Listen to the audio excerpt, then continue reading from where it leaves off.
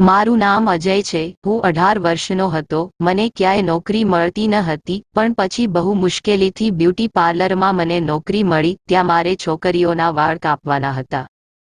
મારા પિતા વાળંદ હતા, તેથી હું વાળ કાપવાનું કામ સારી રીતે જાણતો હતો। પાર્લરની માલિક એક વૃદ્ધ મહિલા હતી। લોકો કહેતા તેની ઉંમર 70 વર્ષ છે, પરંતુ તે હજુ પણ સુંદર અને યુવાન દેખાય છે। સાંભળ્યું હતું જે તેની સાથે લગ્ન કરે છે તે લગ્નની રાત્રે જ મૃત્યુ પામે છે। હું આ મહિલા પાસે કામ કરતો હતો। તે મને સારા પૈસા પણ આપતી હતી, પણ એક દિવસ તેણે મને એવી વાત કહી કે મારા પગ નીચેથી જમીન નીકળી ગઈ। હું એક નાનકડા ગામમાં રહેતો હતો। અમારા ઘરની હાલત બહુ ખરાબ હતી। મારા માતા પિતા મને કંઈક કામ કરવાનું કહેતા હતા, પણ હું કોઈ કામ કરવા માંગતો ન હતો। હું આખી જિંદગી પિતાની કમાણી પર જીવવા માંગતો હતો, પરંતુ આ થઈ શક્યું નહીં। આખું જીવન જો મારા પિતા મારી સાથે રહેતા હોત તો કદાચ હું આખી જિંદગી તેમની કમાણીનો આનંદ માણી શકત, અને પછી મારે જાતે કોઈ મહેનત કરવી પડી ન હોત। પણ એક દિવસ અમારા પર દુઃખનો પહાડ પડ્યો। મારા પિતા અચાનક બીમાર પડ્યા। જ્યારે તેને હોસ્પિટલ લઈ જવામાં આવ્યા ત્યારે ડોક્ટરે જણાવ્યું કે તેના બંને પગ લકવાગ્રસ્ત છે।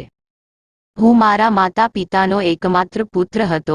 મારા પિતા ગામમાં સૌથી પ્રખ્યાત વાળંદ હતા। જો કે ગામમાં તેની પોતાની અલગ દુકાન હતી। મારા પિતાની સારવાર ચાલી રહી હતી, તેથી મને મારા પિતાની દુકાન વેચવાની જરૂર પડી હતી, પરંતુ તેમ છતાં મારા પિતાની તબિયત સારી ન થઈ। તે આખો દિવસ બેડ પર સૂતા રહેતા। હા, પણ એટલું ચોક્કસ હતું કે મારા માથા પર મારા પિતાનો પડછાયો હજુ પણ હતો। મારી માં કહેતી કે તું યુવાન છે, તારા પપ્પાની હાલત જોઈને દયા કર। જો તું આજે કંઈક ધંધો કર્યો હોત તો કદાચ અમારે તારા પિતાની દુકાન વેચવી ન પડી હોત, પણ હવે તારે થોડું કામ કરવું પડશે, કારણ કે હવે તારા પિતા કમાવવા લાયક નથી। હવે તારે જાતે જ કંઈક કરીને ઘર ચલાવવું પડશે। મારી માતા એકદમ સાચી હતી, પણ મારે શું કરવું જોઈએ? મારા પિતાની જેમ હું પણ લોકોના વાળ કાપવા જાણતો હતો, પરંતુ મને આ કામ બિલકુલ પસંદ નહોતું।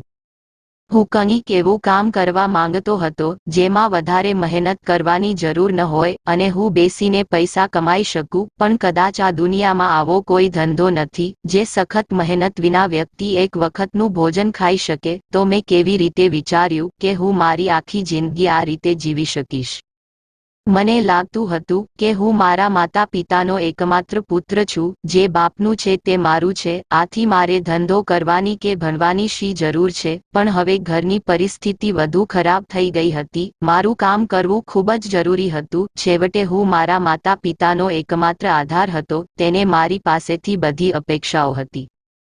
હું ખૂબ જ પરેશાન હતો। મારી પાસે ક્યાંય નોકરી ન હતી, કારણ કે મારી પાસે કોઈ ટેલેન્ટ ન હતો। પિતાની બગડતી હાલતને કારણે ઘરની પરિસ્થિતિ ખૂબ જ ખરાબ થઈ ગઈ હતી। એટલી ખરાબ થઈ ગઈ હતી કે હવે ખાવા પીવામાં પણ મુશ્કેલી પડી રહી હતી। મમ્મી આખો સમય રડતી અને કહેતી હતી કે યુવાન દીકરો હોવા છતાં અમારા કોઈ કામનો નથી। હવે મારે મારી માતાની આવી વાતોને બંધ કરવા કંઈક કરવું હતું। મેં ઘણી જગ્યાએ સલૂન્સમાં નોકરી શોધી, પણ ત્યાં પણ હું નિરાશ થયો। થોડા દિવસ પછી મને મારા મિત્રએ મારા જ ગામમાં બનાવેલ પાર્લર વિશે કહ્યું, પણ હું લેડીઝ બ્યુટી પાર્લરમાં કામ કરવા માંગતો ન હતો। મારો મિત્ર કહેવા લાગ્યો કે તું એક સારો વાળંદ છે, તને ત્યાં સરળતાથી નોકરી મળી જશે। હવે મને ક્યાંય નોકરી મળતી નહોતી, તેથી મેં ત્યાંના બ્યુટી પાર્લરમાં ટ્રાય કરવાનું વિચાર્યું। બ્યુટી પાર્લરની અંદર જતાં જ મેં જોયું કે એક સુંદર સ્ત્રી ત્યાં બેઠી હતી। જ્યારે મેં તેને નોકરી માટે પૂછ્યું તો તેણે કહ્યું કે અહીં ફક્ત મહિલાઓ જ કામ કરે છે, જેન્ટ્સ અહીં કામ કરતા નથી। મેં કહ્યું પણ મને નોકરીની ખૂબ જરૂર છે। જો તમે મને નોકરી આપો તો મેં તેને મારા ઘરની સ્થિતિ વિશે કહ્યું અને તેને મારા માટે મનમાં દયા આવી। તેને કહ્યું ઓકે ઓકે, પહેલા મારે તમારું કામ જોવું છે। તેણે મને વાળ કટિંગ કરવા માટે કહ્યું। મેં તેને વાળ કટિંગ કરી દેખાડ્યા તો તે કહેવા લાગી કે તમે કાલે મારી સાથે કામ કરવા આવી શકો છો। આ રીતે મારી નોકરી કન્ફર્મ થઈ ગઈ અને હું બીજા દિવસે જ કામ પર ગયો અને મારું કામ પૂરા દિલથી કરી રહ્યો હતો, કારણ કે અહીં કેટલીક છોકરીઓ તેમના વાળ કપાવવા આવી હતી। અડધો દિવસ આમ જ વીતી ગયો, પણ સાંજે મેં જોયું કે શહેરમાંથી બે માણસો પાર્લરના માલિકને મળવા આવ્યા હતા, પણ બંનેનો રંગ એકદમ કાળો હતો। માલકીન તેના ગ્રાહકથી ખૂબ જ ખુશ હતી. તે તેને તેની ઓફિસની અંદર લઈ ગઈ. એ મને ખબર ન હતી કે ત્યાં લઈ જવામાં આવ્યા પછી લોકો વચ્ચે શું થયું, પરંતુ હું આટલું જાણું છું કે તે લોકોએ મારી માલકીનને મોટી રકમ આપી હતી અને તેઓ ખૂબ જ ખુશ થઈ ગયા હતા. માલકીને તે લોકોને કહ્યું હતું કે તમે બધા 20 દિવસ પછી અહીં આવજો. મેં આ વાત પર બહુ ધ્યાન ન આપ્યું અને મારા કામમાં વ્યસ્ત થઈ ગયો. મારી સાથે બીજી 2 છોકરીઓ અહીં કામ કરતી હતી. તે છોકરીઓને ફેશિયલ અને મેકઅપ કરતી હતી, પરંતુ મને માત્ર મહિલાઓના વાળ કાપવા માટે રાખવામાં આવ્યો હતો. બીજા દિવસે બ્યુટી પાર્લરમાં કેટલાક માણસો આવ્યા હતા જેઓ સીધા ઓફિસમાં માલકીનને મળવા ગયા હતા અને ત્યાં ગયા પછી મેં જોયું કે તેઓએ માલકીનને ઘણા પૈસા આપ્યા અને માલકીને પણ તે લોકોને કંઈક આપ્યું અને થોડા દિવસ પછી આવવાનું કહ્યું હતું. આમ ને આમ ઘણા દિવસો વીતી ગયા. હું આ બધું મારી પોતાની આંખોથી જોતો હતો, પરંતુ મારી કંઈ કહેવાની હિંમત ન હતી. મારી સાથે એક છોકરી કામ કરતી હતી, બિંદિયા, જે ખૂબ જ સુંદર હતી. હું ધીમે ધીમે તેને પસંદ કરવા લાગ્યો. તે જોવામાં ખૂબ જ સુંદર હતી. જ્યારે હું સાધારણ અને શ્યામ રંગનો છોકરો હતો, હું દેખાવમાં મારા પિતાને મળતો આવતો હતો, કારણ કે મારા પિતા પણ ખૂબ જ શ્યામ હતા. અને વિચિત્ર વાત એ હતી કે અહીં આવેલા માણસો પણ એ જ લોકો હતા જેમના ચહેરા પર કોઈ ડાઘ કે નિશાન હતા, જે દૂર થવાની કોઈ શક્યતા ન હતી.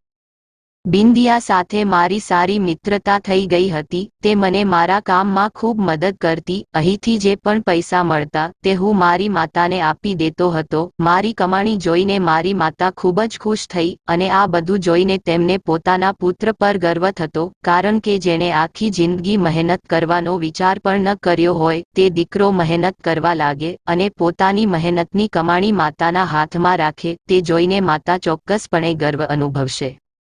મારા ઘરના સંજોગો ધીમે ધીમે બદલાવા લાગ્યા, કારણ કે અમને એટલા પૈસા મળતા હતા કે અમે બચાવવા સાથે સારું ખાઈ પણ શકીએ. પિતાની સારવાર હજુ ચાલુ હતી, તેથી ક્યારેક જ્યારે મને પૈસાની જરૂર પડતી ત્યારે હું તે પાર્લર માલિક પાસેથી લેતો હતો. તે મને ચૂપચાપ પૈસા આપતી હતી. ભલે તેનું પાર્લર બહુ નાનું હતું, પણ મેં જોયું માલકીન પાસે હંમેશા ઘણા પૈસા હોતા અને અહીં આવતા ગ્રાહકો મોટાભાગે પુરુષો હતા જેઓ મારી માલકીનને મોટી રકમ આપ્યા પછી જતા હતા.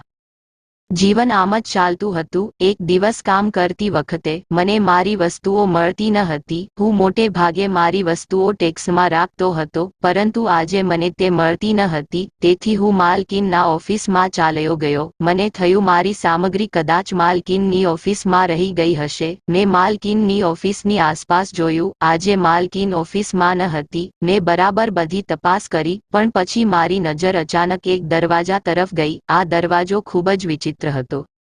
હું ધીમે ધીમે એ દરવાજા તરફ જવા લાગ્યો ત્યારે પાછળથી કોઈકે મારા ખંભા પર હાથ મૂક્યો. મેં પાછું વળીને જોયું તો મારા ખંભા પર હાથ મૂકનાર વ્યક્તિ બીજું કોઈ નહીં પણ બિંદિયા હતી. તે કહેવા લાગી કે તમે અહીં માલકીનની ઓફિસમાં શું કરો છો? મેં કહ્યું, મારી કેટલીક વસ્તુઓ ટેક્સમાં હાજર નથી, તેથી અહીં જોવા આવ્યો છું. તે કહેવા લાગી, તમે ઝડપથી અહીંથી નીકળી જાવ. શું તમને ખબર નથી, માલકીનની ઓફિસમાં કોઈને આવવાની પરવાનગી નથી. કોઈ તેની ઓફિસમાં આવે તે તેને પસંદ નથી.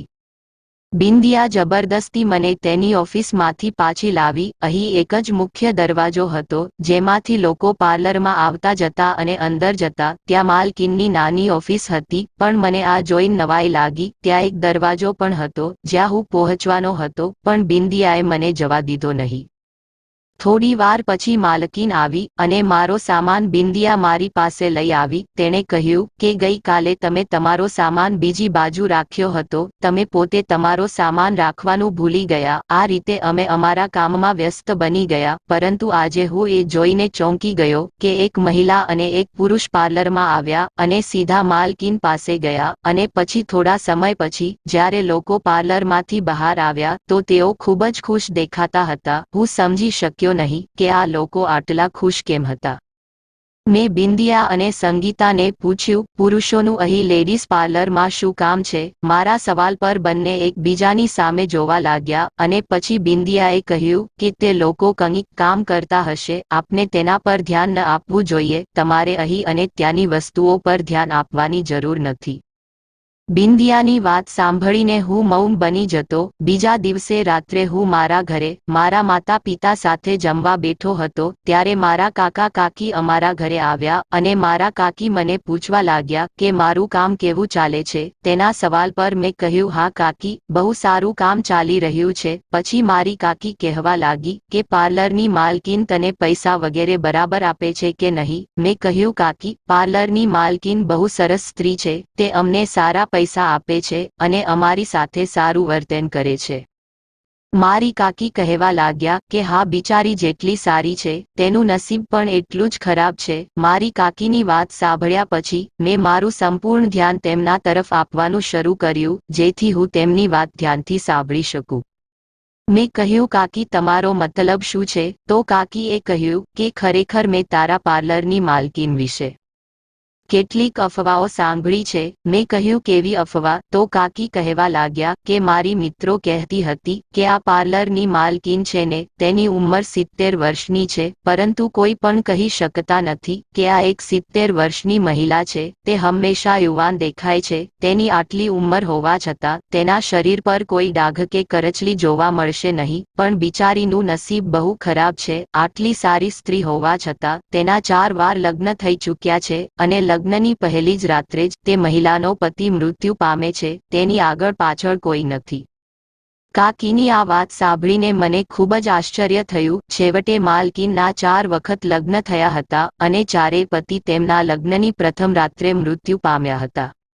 બીજા દિવસે મારે પાર્લર જવામાં મોડું થયું કારણ કે મારે મારા પિતાને ડોક્ટર પાસે લઈ જવાના હતા. મેં પહેલેથી જ માલકીનને ફોન કરીને કહ્યું હતું કે આજે મને આવવામાં મોડું થશે. માલકીનને આમાં કોઈ વાંધો નહોતો. જ્યારે હું પાર્લર પર મોડો પહોંચ્યો ત્યારે પાર્લરની અંદર પગ મૂકતાની સાથે જ અચાનક માલિક સાથે અથડાઈ ગયો કારણ કે હું દરવાજાની અંદર જઈ રહ્યો હતો અને તે દરવાજામાંથી બહાર આવી રહી હતી અને અમારા બંનેનું ધ્યાન અમારા મોબાઈલ ફોન પર હતું.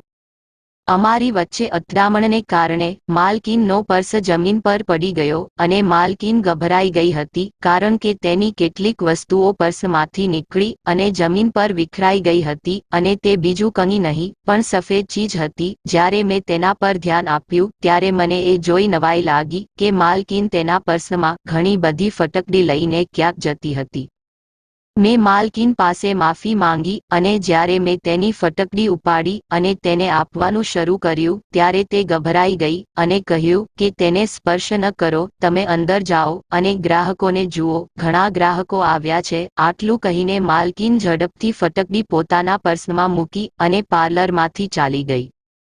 મને ખૂબ જ નવાઈ લાગી. મેં બિંદિયા અને સંગીતાને આ વિશે કહ્યું. મારી વાત સાંભળીને બંને હસવા લાગી અને કહેવા લાગી, તમે આ બાબતો પર કેમ ધ્યાન આપો છો? અમે તમને ઘણી વખત કહ્યું છે કે તમે માલકીનની પ્રવૃત્તિઓ પર નજર રાખવાનું બંધ કરો. તમે જાણતા નથી, તે ખૂબ જ ખતરનાક સ્ત્રી છે.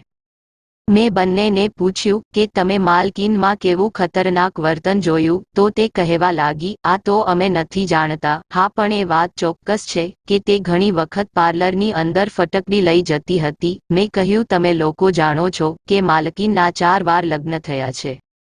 મારી વાત સાંભળીને તેણે કહ્યું કે હા, અમને ખબર છે. અમે સાંભળ્યું છે કે તેમના ચારેય પતિઓ તેમના લગ્નની પ્રથમ રાત્રે જ ગુજરી ગયા હતા. પરંતુ આશ્ચર્યજનક વાત એ છે કે તે 70 વર્ષની ઉંમરમાં પણ 30 વર્ષની લાગે છે. ભગવાને તેને ખૂબ સુંદર બનાવી છે. બંનેની વાત સાથે હું પણ સંમત થયો અને પછી અમે વાત કરતા રહ્યા. એ જ રીતે પોતાના કામમાં વ્યસ્ત થઈ ગયા. પણ ખબર નહીં કેમ મને પાર્લરની અંદરના રૂમમાં જવામાં રસ જાગ્યો હતો. હું ત્યાં જઈને જોવા માંગતો હતો એ રૂમમાં બીજું શું છે, કારણ કે માલકીને અમારામાંથી કોઈને પણ એ રૂમમાં જવા દીધા ન હતા. ખબર નહીં કે તે રૂમની અંદર શું કરતી હતી. ઘણી કોશિશ કરવા છતાં હું પાર્લરની અંદરના રૂમમાં પ્રવેશી શક્યો ન હતો. પરંતુ આ સમયગાળા દરમિયાન બિંદિયા અને મારી વચ્ચેની મિત્રતા પહેલા કરતાં વધુ ગાઢ બની ગઈ હતી. હું બિંદિયાને પ્રપોઝ કરવા માંગતો હતો, તેની સાથે લગ્ન કરવા માંગતો હતો, પણ મારો રંગ જોઈને હું ચૂપ થઈ જતો. પરંતુ એક દિવસ જ્યારે બિંદિયાએ પોતે જ મને પ્રપોઝ કર્યું ત્યારે મારી ખુશીનો કોઈ પાર ન રહ્યો। તેને કહ્યું કે મને તમારી આદત બહુ ગમે છે। મને ખબર નથી કેમ તમારી આદતને કારણે હું તમને પ્રેમ કરવા લાગી છું। તમે ખૂબ મજાક કરો છો અને મને ખૂબ જ ગમે છે। હું તેની વાત સાંભળીને ખૂબ ખુશ થયો અને પછી અમે ફોન પર પણ વાત કરવાનું શરૂ કર્યું। અમે આખો દિવસ પાર્લરમાં વિતાવતા અને રાત્રે ઘરેથી મોબાઈલ પર વાત કરતા। કરવા ચોથની સિઝન ચાલી રહી હતી, તેથી ઘણી સ્ત્રીઓ પાર્લરમાં કોઈ કામ કરાવવા આવી રહી હતી। અમારામાંથી કોઈ ઈચ્છે તો પણ પાર્લર છોડી શકે તેમ નહોતું, કારણ કે આ દિવસોમાં પાર્લર પર વધુ ગ્રાહકો આવતા હતા। મેં જોયું કે માલકીન પણ ખૂબ ખુશ દેખાતી હતી। એક દિવસ માલકીન મને તેની ઓફિસે બોલાવી અને સમજાવવા લાગી કે તમારે આખા મહિનાની રજા લેવાની જરૂર નથી। હવે અમે લોકો પહેલેથી જ આ વિશે વાત કરી રહ્યા હતા। ત્યારે અચાનક મારી નજર માલકીનના ટેબલ પર રાખેલા ફટકડીના બોક્સ પર પડી। તે એક બહુ મોટું બોક્સ હતું જેમાં મેં મોટી માત્રામાં ફટકડી રાખી હતી। મેં તેને પૂછ્યું, માલકીન, તમે આટલી ફટકડીનું શું કરો છો? તે દિવસે પણ મેં તમારા પર્સમાંથી ફટકડી પડતી જોઈ અને આજે પણ આટલી ફટકડી અહીં રાખવામાં આવી છે। મારી વાત સાંભળીને માલકીન અચાનક ગભરાઈ ગઈ અને ફટકડીનો ડબ્બો ઉપાડીને ટેબલ નીચે રાખ્યો અને તેણે મારી વાતનો જવાબ ન આપ્યો। જ્યારે બીજા દિવસે ફરીથી મેં માલકીનની ઓફિસમાં ઘણી ફટકડી જોઈ। જેટલો રસ મને માલકીનના પાર્લરની અંદરના રૂમમાં જવાનો હતો, તેટલો જ મને ફટકડી વિશે જાણવામાં પણ હતો। આજે ફરી જ્યારે મેં માલકીનને ફટકડી વિશે પૂછ્યું ત્યારે તેણે મને કંઈક એવું કહ્યું જેનાથી મારા પગ નીચેથી જમીન નીકળી ગઈ। તે મને કહેવા લાગી, શું તમે આજે આ જાણવા માંગો છો? મેં કહ્યું, હા માલકીન, મારે જાણવું છે કે આખરે આ પાર્લરમાં ફટકડીનું શું કામ છે, જ્યારે આ એક લેડીઝ બ્યુટી પાર્લર છે। બ્રાન્ડેડ વસ્તુઓ અહીં યુઝ કરવામાં આવે છે, તો આનો શું ફાયદો? મારી વાત સાંભળીને માલકીન હસવા લાગી અને કહ્યું કે ફટકડીનું રહસ્ય જાણવા તમારે મારી સાથે લગ્ન કરવા પડશે। શું તમે મારી સાથે લગ્ન કરવા તૈયાર છો? માલકીનની વાત સાંભળીને હું ગભરાઈ ગયો। તે કેવા પ્રકારની વાત કરી રહી હતી? મેં કહ્યું, માલકીન, તમારી અને મારી ઉંમરમાં ઘણો તફાવત છે અને તમારા પહેલા 4 પતિ મૃત્યુ પામ્યા છે।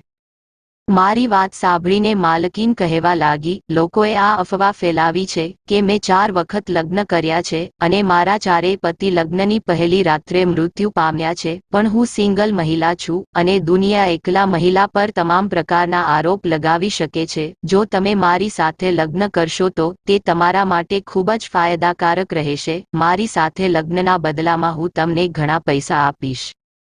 હું તમને એટલા પૈસા આપીશ કે તમારી અને તમારા પરિવારની કિસ્મત બદલાઈ જશે। મારી પાસે ઘણા પૈસા છે, જે કંઈ મારું છે। મારા લગ્ન પછી તે તમારું હશે, તેથી મારી ઓફર સ્વીકારો અને મારી સાથે લગ્ન કરો।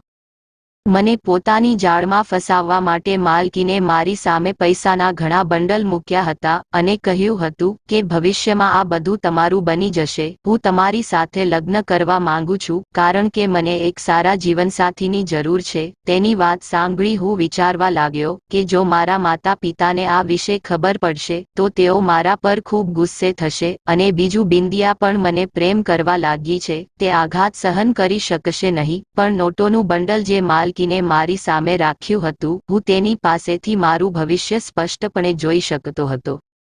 એક વ્યક્તિ પોતાનું નસીબ જાતે બનાવે છે અને મેં વિચાર્યું કે આ પૈસા મારું નસીબ બનાવશે। તેની અને મારી ઉંમરમાં ઘણો તફાવત હતો, પરંતુ તે ખૂબ જ સુંદર હતી। તેને મને કહ્યું કે હું તમારી સામે લગ્નનો પ્રસ્તાવ મૂકું છું કારણ કે તમે મને એક પ્રામાણિક વ્યક્તિ લાગો છો। જેમ તમે તમારી મુશ્કેલીના સમયમાં મારી પાસે ઘણી વખત પૈસા માંગ્યા છે, આ મુજબ મને લાગે છે કે તમે ખૂબ જ પરેશાન છો અને મારા સિવાય કોઈ તમારી સમસ્યાઓ હલ કરી શકશે નહીં। માલકીનની વાત સાંભળ્યા પછી ખબર નહીં કે મારા મગજમાં શું આવ્યું કે હું માલકીન સાથે લગ્ન કરવા સંમત થઈ ગયો। મારા માતા પિતા અને બિંદિયાના પ્રેમ વિશે વિચાર્યા વિના મેં માલકીન સાથે લગ્ન કરવાનું નક્કી કર્યું હતું કારણ કે હું પૈસાનો લોભી હતો। માલકીને મને કહ્યું હતું કે આવતા અઠવાડિયે અમે બંને કોર્ટ મેરેજ કરીશું। તેની સાથે લગ્ન કરવા માટે સંમત થયાની ઉજવણી કરવા માટે માલિકન મને 20,000 આપ્યા હતા। મેં નક્કી કર્યું હતું કે હું આ વિશે બિંદિયાને કે મારા પરિવારને નહીં કહું, કારણ કે હું જાણતો હતો કે તેમનો ગુસ્સો મારી ખુશીમાં ઘટાડો કરી શકે છે. આ રીતે એક અઠવાડિયું વીતી ગયા પછી મેં મારી માલિકન સાથે લગ્ન કરી લીધા. બિંદિયા, જેની સાથે મારી સારી વાતચીત થતી હતી, હવે હું મોટે ભાગે તેને અવગણવા લાગ્યો. તેને પણ નોંધ્યું હતું કે મેં તેની ખૂબ અવગણના કરવાનું શરૂ કર્યું હતું. તેણે વિચાર્યું કે કદાચ હું મારા પિતાની તબિયતને કારણે ચિંતિત છું, તેથી જ હું તેમની સાથે આવું કરી રહ્યો છું. પણ તેને ખબર નહોતી કે હું તેની સાથે દગો કરીને કેટલું કરી ચૂક્યો છું. મેં મારા માતા પિતાને પણ કશું કહ્યું નહીં. હું સમયે તે લોકોને ઘણા પૈસા આપતો હતો, તેથી જ તેઓએ મને કોઈ પ્રશ્ન પૂછ્યો ન હતો કે હવે તેમનો દીકરો રાત્રે ઘરે આવે કે ન આવે. તેનાથી તેમને કોઈ ફરક પડતો ન હતો, કારણ કે લગ્ન પછી માલકીન મને રાતના અંધારામાં પટ્ટી બાંધી એક જગ્યા લઈ આવી હતી. જ્યારે તેણે મારી આંખ ખોલી તો ત્યાં એક ઘર હતું જે ખૂબ જ સુંદર હતું. માલિકન, જે હવે મારી પત્ની બની ગઈ હતી, તેને મારા સહારાની જરૂર હતી. તે મારા માટે દુલ્હન બની બેઠી હતી. અને પછી જ્યારે હું રૂમમાં ગયો ત્યારે તે ધીમે ધીમે મારી નજીક આવવા લાગી અને અચાનક તેણે મને કહ્યું કે મારે તમારા પર એક પ્રયોગ કરવો છે. માલકીનની વાત સાંભળીને હું ચોંકી ગયો. મેં કહ્યું, આજે આપણા લગ્નની પહેલી રાત છે. આજે તમારે કયો પ્રયોગ કરવો છે? એટલે તેણે મને એક બોક્સ બતાવ્યું અને કહ્યું કે આ એક પ્રકારની દવા છે. તમારો રંગ બહુ શ્યામ છે. હું આ દવા તમારા ચહેરા પર લગાવવા માંગુ છું અને જોઉં છું કે તમારા ચહેરાનો રંગ સફેદ થશે કે નહીં. મેં માલિકન કહ્યું કે તમે શું મૂર્ખ જેવી વાતો કરો છો? મને મારા રંગથી કોઈ સમસ્યા નથી. મને તમારા જેવી પત્ની મળી છે, તો પછી મારે મારા રંગને સફેદ કરવાની શી જરૂર છે? પણ તેને કહ્યું, આ મારું કામ છે. માલકીનને મને એવી વાત કહી કે હું સાંભળીને ચોંકી ગયો. માલકીને મને કહ્યું, લગ્નની પહેલી રાતે મારો કોઈ પતિ મળ્યો નથી, બલકે મેં મારા બધા પતિઓને એક રૂમમાં બંધ કરીને રાખ્યા છે. આવો, હું તમને મારી સાથે ત્યાં લઈ જાઉં. તે મને એક રૂમમાં લઈ ગઈ જ્યાં 4 માણસો બેઠા હતા અને ચારેય જુદી જુદી ઉંમરના હતા, પરંતુ ચારેયની હાલત ખરાબ થઈ રહી હતી. કોઈનો ચહેરો બળી ગયો હતો તો કોઈનું શરીર વિચિત્ર રીતે ઝૂલી રહ્યું હતું. તે લોકો એક વિચિત્ર સમસ્યાનો શિકાર હતા. કોઈના ચહેરા પર મોટા મોટા છાલા હતા અને તેમાંથી એકનો ચહેરો સંપૂર્ણ લાલ થઈ ગયો હતો અને તેના હાથ લાલ થઈ ગયા હતા. મેં કહ્યું, આ ચારને શું થયું છે? તેને કહ્યું, હું ફટકડીથી અલગ પ્રયોગ કરું છું. હું વિદેશથી દવાઓ મંગાવું છું અને તેમાં ફટકડી ભેળવીને પેસ્ટ બનાવું છું. પણ મને આ પ્રયોગો માટે પુરુષોની જરૂર છે. પુરુષોની ત્વચા તે હાર્ડ હોય છે, તેથી જ હું મારા પ્રયોગો પુરુષો પર વધુ કરું છું, જેથી લેપ બનાવ્યા પછી મારી દવા યોગ્ય રીતે કામ કરે છે કે નહીં તે જોવા માટે હું તેમના પર પ્રયોગ કરું છું. મેં આ લોકોને જૂઠું બોલીને લગ્ન કર્યા અને લગ્નની પહેલી રાતે તેના પર મારી દવાનો ઉપયોગ કર્યો. હું જે પણ સુંદરતા વધારનારી ક્રીમ કે લોશન બનાવું છું, હું તેનું આ લોકો પર ઉપયોગ કરું છું અને તેની આડઅસરો જે હોય છે તે આ લોકો પર થઈ જાય છે. અને જ્યારે ક્રીમ સફળ થાય છે ત્યારે અમીર લોકો તેને મારી પાસેથી મોંઘા ભાવે ખરીદે છે. મારી પાસે એવા ઘણા લોકો છે જેમને મેં બનાવેલી ક્રીમ વેચીને ઘણા પૈસા કમાયા છે. લોકો માને છે કે લગ્નની પહેલી રાત્રે મારા પતિનું મૃત્યુ થઈ જાય છે, પણ એવું કંઈ નથી. આ લોકો અહીં જીવિત છે. હું જે વસ્તુઓ બનાવું છું તે લોકો પર પરીક્ષણ કરતી રહું છું. તેથી જ હું પણ સુંદર અને યુવાન દેખાઉં છું, કારણ કે જ્યારે કોઈ દવા સફળ જાય છે હું તેમનું પોતાના પર પણ ઉપયોગ કરું છું અને તેના કારણે હું સુંદર દેખાઉં છું. અમારા ગામમાં મારા પ્રાઇવેટ કામ વિશે કોઈ જાણતું નથી. છેલ્લા 5 વર્ષથી હું મારી કેટલીક દવાઓ કે ક્રીમનો આ લોકો પર પ્રયોગ કરી રહી છું. આ દવાની આડઅસરથી આ લોકો ખરાબ રીતે પ્રભાવિત થયા છે, તો હવે મારે એવા કોઈની જરૂર હતી જે યુવાન અને જેના પર હું મારી વસ્તુઓનો ફરીથી પ્રયોગ કરી શકું છું. હું નથી ઈચ્છતી કે ગ્રાહકને કોઈ આડઅસર થાય, તેથી જ હું મારી સુંદરતા કે મારા શબ્દોથી કોઈ પુરુષ સાથે લગ્ન કરું છું અને આ રીતે હું તેનો ફાયદો ઉઠાવું છું. તમે પણ મારા પતિ બની ગયા છો. હવે હું મારી વસ્તુઓનો તમારા પર પ્રયોગ કરવા માંગુ છું. વાસ્તવમાં હું ફક્ત પુરુષોને જ આ વસ્તુઓ વહેંચું છું, તેથી માત્ર પુરુષો પર જ પ્રયોગ કરવો જરૂરી છે, કારણ કે આજકાલની મહિલાઓ ઘણી હોશિયાર છે. દરેક વસ્તુની વિગતો શોધવામાં વ્યસ્ત રહે છે, પણ પુરુષ ખૂબ જ મૂર્ખ હોય છે. હવે જલ્દીથી મારી સાથે રૂમમાં આવો. મેં વિદેશી પાવડરનું મિશ્રણ કરી એક લેપ બનાવ્યો છે અને હું તમારા પર તેનો પ્રયોગ કરવા માંગુ છું. આ સાંભળી મારા પગ નીચેથી જમીન નીકળી ગઈ હતી. હું આ લોકોની સ્થિતિ સારી રીતે જોઈ શકતો હતો અને તે સમયે માલકીને જોઈને આશ્ચર્યચકિત થઈ ગયો કે તે કેટલી હોશિયાર સ્ત્રી છે. તેણે પાર્લરની આડમાં લોકોને કેટલી સારી રીતે મૂર્ખ બનાવ્યા હતા. મતલબ કે આ લોકો પોતાની પત્નીની ચુંગાલમાં ફસાઈ ગયા હતા. માલકીન કહેવા લાગી કે જો તમે મારી વાત નહીં માનો તો હું તમને દબાણ પણ કરી શકું છું. તેને પર્સમાંથી બંદૂક ખેંચી કાઢી અને મને બંદૂક બતાવી અને કહ્યું કે હું તને મારી નાખીશ. તમે મને ઓળખતા નથી. મેં કહ્યું માલકીન તમે આ લોકો સાથે ઘણું ખોટું કર્યું છે, પરંતુ હું તમારો શિકાર નહીં બનું, બલકે હું આ લોકોને પણ મદદ કરીશ. હું તેને બચાવીશ. તો માલકીન જોરથી હસવા લાગી અને બોલી તો સારું બચાવો. મને ડર લાગતો હતો કારણ કે માલકીન તેના હાથમાં બંદૂક લઈને મારી સામે જ ઊભી હતી.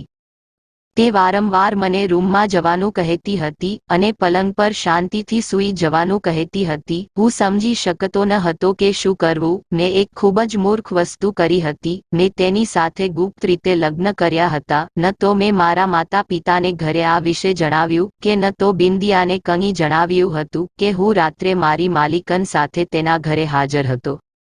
માલકીન મને વારંવાર ડરાવતી હતી અને તે સ્પષ્ટ છે કે કોઈ પણ વ્યક્તિ પોતાની નજર સામે બંદૂક જોઈને ડરી જાય છે. હું ચૂપચાપ માલકીન પાસે ગયો અને બેડ પર સૂઈ ગયો. તે લેપનો ઉપયોગ મારા પર કરવા લાગી. આ લેપ રંગ સફેદ કરવાનો લેપ હતો. મારો રંગ કાળો હતો, તેથી તેઓએ પહેલા મારા આખા શરીર પર આ લેપ લગાવવાનો હતો. મેં માલકીન સામે એવું નાટક કર્યું જાણે હું તેમનાથી ખૂબ ડરી ગયો છું અને હવે હું મારી હિંમત હારી ગયો છું. મેં માલકીનને કહ્યું માલકીન મને માફ કરો, હું કોઈને કંઈ કહીશ નહીં. તમારે જે પણ કામ કરવું હોય તે તમે મારી સાથે કરી શકો છો. મેં જે કહ્યું તેનાથી તે ખુશ હતી અને હું પણ ચૂપચાપ સૂઈ ગયો. જેવી તે લેપ લગાડવા મારી નજીક આવી તો મેં તેને જોરદાર ધક્કો માર્યો અને તે જમીન પર પડી ગઈ. હું તરત જ ઊભો થયો અને બંદૂક હાથમાં લીધી અને તેના કપાળ પર રાખી. તે ડરી ગઈ અને કહેવા લાગી કે તમે બહુ ખોટું કરો છો. મેં કહ્યું તમે બહુ ખરાબ સ્ત્રી છો. જે રીતે તમે આ લોકોનું જીવન બરબાદ કર્યું છે, તમે મારી સાથે આવું જ કંઈક કરવા માંગો છો, પણ હું એવું થવા નહીં દઉં. માલકીન જોરથી બૂમો પાડી રહી હતી પણ મેં તેને ઝડપથી રૂમમાં બંધ કરી દીધી અને કોઈક રીતે હું ત્યાંથી ભાગી ગયો કારણ કે માલકીન ખૂબ જ હોશિયાર સ્ત્રી હતી અને તે મારી સાથે કંઈ પણ કરી શકતી હતી. તે સમયે હું માત્ર મારો જીવ બચાવવાનું વિચારી રહ્યો હતો અને હું જીવ બચાવવા ત્યાંથી ભાગી રહ્યો હતો. મને ક્યાંય દરવાજો મળ્યો નહીં. ત્યારે અચાનક મને એક દરવાજો દેખાયો, પણ તે દરવાજો માલકીનની પાર્લરની ઓફિસની અંદર ખુલતો જોઈને ચોંકી ગયો. આનો અર્થ એ થયો કે માલકીનની ઓફિસનો અંદરનો દરવાજો માલકીનના ઘરમાં ખુલતો હતો. હું ઝડપથી પાર્લરમાંથી બહાર આવ્યો અને મારા મિત્રના ઘરે ગયો જેથી હું રાત ત્યાં વિતાવી શકું. હું મારા ઘરે પણ જઈ શકતો ન હતો. મારા માતા પિતા પરેશાન થશે, તેથી હું મારા મિત્રના ઘરે ગયો અને સવાર થવાની રાહ જોવા લાગ્યો. સવાર પડતા જ હું મારા મિત્ર સાથે પોલીસ પાસે ગયો અને પોલીસને બધી વાત કહી. પોલીસ મારી સાથે માલકીનના પાર્લરમાં ગઈ અને ત્યાં ગયા પછી પોલીસે માલકીનને પોતાની કસ્ટડીમાં લઈ લીધી. પોલીસને ખાતરી થઈ ગઈ કે મેં જે કહ્યું તે દરેક વાત એકદમ સાચી હતી કારણ કે માલકીનના પાર્લર અને ઘરમાં રાખેલી ફટડીમાંથી બનાવેલી તમામ વસ્તુઓ મળી આવી હતી અને માલકીનના ચારેય પતિઓની હાલત ખૂબ જ ખરાબ હતી. પોલીસે તેમને પણ કસ્ટડીમાં લીધા હતા અને તેમના નિવેદનો લેવામાં આવ્યા હતા જેમાં તેમણે માલકીન વિશેની તમામ સત્યતા જાહેર કરી હતી. આખા ગામમાં માલકીનની ખૂબ બદનામી થઈ. માલકીનની ધરપકડ કરી લેવામાં આવી હતી અને માલકીનનું ચેકઅપ કરવામાં આવ્યું હતું જેમાં જાણવા મળ્યું હતું કે ફ્રોડ મહિલા હોવા ઉપરાંત માલકીન માનસિક રીતે બીમાર પણ છે. તે તેના પતિ સાથે જે કરી રહી હતી તે કોઈ સામાન્ય વ્યક્તિ કરી શકતી નથી. માલકીન તેના પતિને ખૂબ ત્રાસ આપતી હતી. આ ચારેય શખ્સોએ પોલીસને પોતાના તમામ નિવેદનો આપ્યા હતા જેના કારણે તેને જેલમાં મોકલી દેવામાં આવી હતી અને તે જ સમયે તેની સારવાર ચાલી રહી હતી. જ્યારે મારા પરિવારના સભ્યોને ખબર પડી કે હું મારી માલકીનની વાતનો શિકાર બની ગયો છું તો તેઓ પહેલા તો મારા પર ખૂબ ગુસ્સે થયા, પરંતુ પછી તેઓએ મને માફ કરી દીધો. મારે બહુ મુશ્કેલીથી બિંદિયાને સમજાવવી પડી, કારણ કે તેને પણ ખબર પડી ગઈ હતી કે મેં મારી માલકીન સાથે લગ્ન કરી લીધા છે. હા, પરંતુ એક કામ સારું થઈ ગયું હતું. તે રાત્રે માલકીનની ઓફિસમાંથી ભાગતી વખતે મેં લોકરમાંથી ઘણા બધા પૈસા કાઢ્યા હતા, જે પૈસા મેં મારા મિત્ર પાસે રાખ્યા હતા. જ્યારે આ કેસનો સંપૂર્ણ નિકાલ થઈ ગયો ત્યારે મારા મિત્રએ મને તે પૈસા સાથે પૈસા પાછા આપ્યા અને મેં મારો પોતાનો વ્યવસાય શરૂ કર્યો. બિંદિયાએ મને માફ કરી દીધો અને આ રીતે મારા પરિવારે મારા લગ્ન બિંદિયા સાથે કરાવ્યા. હું તમને જણાવવા માંગુ છું કે કોઈ પણ જગ્યાએ નોકરી લેતા પહેલા તે જગ્યાના માલિક અને માલકીનની તપાસ કરવી ખૂબ જ જરૂરી છે, કારણ કે જેમ હું મારી માલકીનની પકડમાં હતો, હું નથી ઈચ્છતો કે તમે બધા આવા લોકોની ચુંગાલમાં ફસાઈ જાઓ અને પછી તમારી પાસે બહાર નીકળવાનો કોઈ રસ્તો ના રહે. તો મિત્રો, આ વાર્તા તમને કેવી લાગી કોમેન્ટ કરીને જરૂર જણાવજો અને વિડીયો પસંદ આવ્યો હોય તો વિડીયોને લાઇક, શેર તેમજ ચેનલ પર નવા હોવ તો સબસ્ક્રાઇબ જરૂરથી કરી દેજો. તો મિત્રો, ફરી મળીશું એક નવા વિડીયો સાથે. ત્યાં સુધી બધા દર્શક મિત્રોને જય માતાજી, જય દ્વારકાધીશ.